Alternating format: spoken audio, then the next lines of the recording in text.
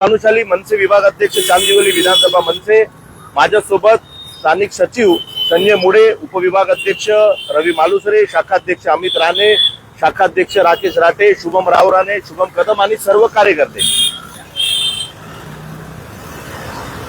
आमदारकीच्या निवडणूकमध्ये या स्मशानभूमीचे नारळ फुटले, सगळं काय झालं, परंतु आता 2 वर्ष झाले कुठलाही स्मशानभूमीच्या कामाची सुरुवात झाली नाही. शेवटी महाराष्ट्र नवनिर्माण सेनेतर्फे आम्ही एकदा इथं फेसबुक लाईव्ह केली होती. तो पत्र कुठे आहे? 6/3/2026 ला आम्ही फेसबुक लाईव्ह केली होती आणि पत्रव्यवहार पण केलं वॉर्ड ऑफिसर साहेबांना. आता त्यानंतर कंटिन्यू आमचा पत्रव्यवहार सोबत पाठपुरावाही चालू होता. वॉर्ड ऑफिसर साहेब बोलत होते आम्ही करतोय, मेंटेनन्स वाले बोलत होते आम्ही करतोय. शेवटी अशी परिस्थिती आहे की समोर आमचे मित्र दादू भोसले राहतात, त्यांच्या मुलाचं निधन झालं. समोर स्मशानभूमी असताना, त्याचा नाव दिलेला असताना लोकांना तिथपर्यंत जावं लागतो. म्हणजे तुम्ही विचार करा की लोकांच्या भावनेबरोबर किती खेळलं जातोय.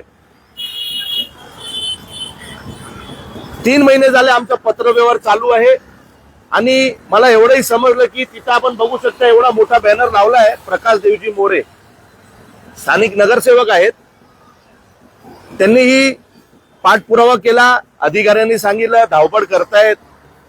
परंतु माझं म्हणणं त्यांनाही आहे की फक्त बॅनर लावून चालणार नाही.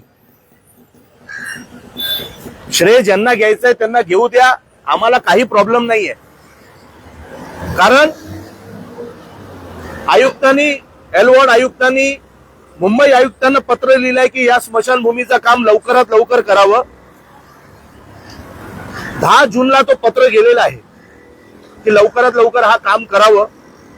आणि त्याच्यात खूप चांगल्या पद्धतीने मी तुम्हाला काही माहिती देतो की या स्मशानभूमीमध्ये काय काय होणार आहे. स्टार्टिंग मध्ये एक चौकी होणार आहे, त्यांच्या सिक्युरिटी असेल किंवा पत्रव्यवहार करण्यासाठी ते इथं असणार आहे. प्रार्थना सभागृह, एक प्रेयर हॉल असणार आहे तिथे. एक लाकडी चिता शेड व 2 लाकडी चिता व्यवस्था. आता ह्याच्यात लिहिलेलं आहे पत्रामध्ये, सविस्तर माहिती आम्ही घेणार आहोत. पीएनजी शवदाह गृह ते एक असणार आहे. 53 बाल दफनभूमीची जागा त्याच्यामध्ये असणार आहे. लाकूड साठण्यासाठी एक स्टोरेज असणार आहे. 7 4-चाकी वाहन पार्किंग, एक अँब्युलन्स, 8 दुचाकी वाहन, एवढी व्यवस्था इथे करणार आहेत. आता हा मुंबई आयुक्ताचा आदेश आहे की लवकरात लवकर हा काम झाला पाहिजे. तर माझी विनंती आहे की आता फक्त टेंडर निघायचं बाकी आहे की कुणाला हा टेंडर द्यायचं. HIC ला, डिपार्टमेंटला हा जबाबदारी देण्यात आलेली आहे. कारण 2 वर्ष झाले फक्त आश्वासन आश्वासन आश्वासन भेटले. ठीक आहे, निवडणूक होती, सगळे नेतेगण आलेत, असं दाखवलं की निवडणूक संपली की स्मशानभूमीचं काम चालूच होणार आहे. परंतु 2 वर्ष झाले तुम्ही बघू शकता इथे भंगार, इथं सिल्ट घेऊन येतात, गटरचे, सगळं काय आतमध्ये चालू आहे. परंतु स्मशानभूमीचं काम चालू झालेला नाहीये. शेवटी मी धन्यवाद करतो हेर्लेकर साहेबांचा की ज्यांनी याचा प्रॉपर पद्धतीने पाठपुरावा केला, मुंबई आयुक्तांना पत्र लिहिलं आणि त्यानंतर ही संपूर्ण प्रक्रियेची सुरुवात झालेली आहे.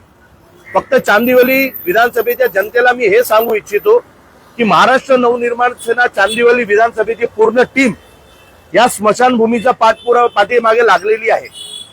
आणि यानंतरही असं नाही की एक पत्र निघालं आम्ही सोडून देणार, असं नाहीये. लवकरात लवकर हा स्मशानभूमीचं काम चालू झाला पाहिजे, यासाठीही आम्ही धावपळ करणार आहोत.